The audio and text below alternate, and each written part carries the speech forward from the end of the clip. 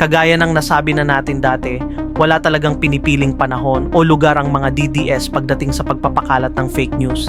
Kahit sa gitna ng isang malaking trahedya kung saan maraming namatay, ginagamit pa rin nila ito para maghasik ng fake news o disinformation, basta't pabor sa kanilang mga puon sa Davao at laban sa kanilang mga kalaban sa politika.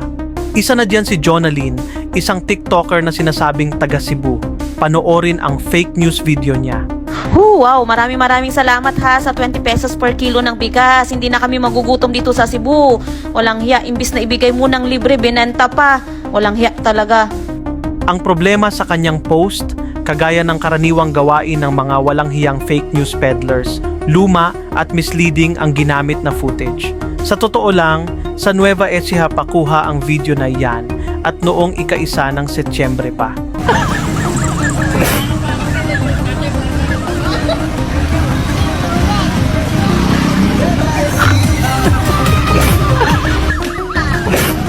Dahil dito, kinondena mismo ni Cebu Governor Pamela Baricuatro ang mga nagpapakalat ng fake news. This is not a time for fake news. It would really hamper, our efforts to make sure that rehabilitation will be fast.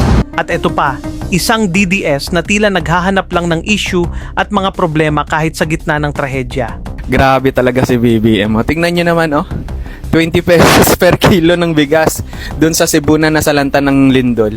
Hindi pa ginawang libre. Malamang, yang galunggong na yan ay isa sa mga bumoto kay PBBM.